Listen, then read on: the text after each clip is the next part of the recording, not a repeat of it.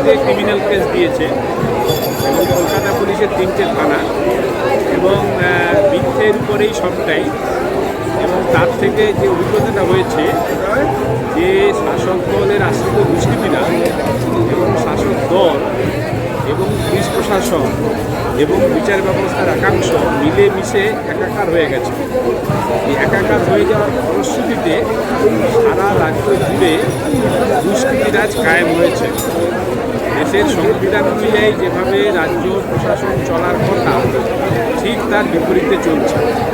এই দুষ্কৃতিরাজ, দুর্নীতিরাজ, দুর্বৃত্তায়ন আমাদের স্বঘোষিত সততার প্রতীক মাননীয় মুখ্যমন্ত্রী অনুপ্রেরণাতেই হয়েছে। তার অজান্তে অজ্ঞাতসারে হয়েছে এমনটা একেবারেই নয়।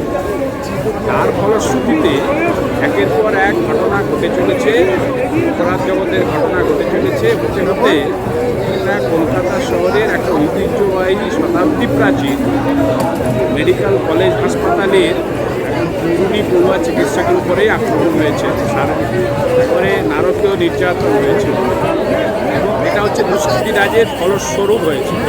কিন্তু তার থেকে সবচেয়ে যেটা বড় বিষয়, যেটা সব মানুষ এখন জেনে গেছে, বুঝে গেছে যে এই খুনটা করার পরে তাকে ধামাচাপা দেওয়ার জন্য, তার প্রমাণ লোপাটের জন্য পুলিশ প্রশাসন, স্বাস্থ্য দপ্তর এবং কলেজ কর্তৃপক্ষ মুখ্যমন্ত্রী জ্ঞাতসারে চেষ্টা চালিয়ে যাচ্ছে। ফলশ্রুতিতে সব মানুষ ভেবেছে যে এর থেকে যদি বিস্তার পেতে হয় তাহলে এর শেষ দেখে ছাড়তেই হবে। আর শেষ দেখে ছাড়ার ব্যাপারটা পুলিশ প্রশাসন বা সিবিআইয়ের উপরে ভরসা করা যাচ্ছে না, এমনকি বিচার ব্যবস্থার উপরেও সম্পূর্ণ ভরসা রাখা যাচ্ছে না। বিচার পেতে গেলে রাস্তার লড়াই নামতেই হবে এবং সেই হীরক রাজার দেশের যে শেষ কথা, রাজাকে যদি প্রতিচ্যুত না করা যায় তাহলে অত্যাচার কমবে না, অত্যাচার বরং বেড়ে যাবে।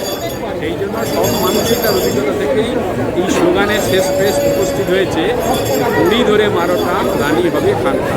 এখানে রানী বলতে প্রতীকীভাবে স্বঘোষিত সততার প্রতি মাননীয় মুখ্যমন্ত্রী, যার অনুপ্রেরণাতেই সব কিছু চলছে।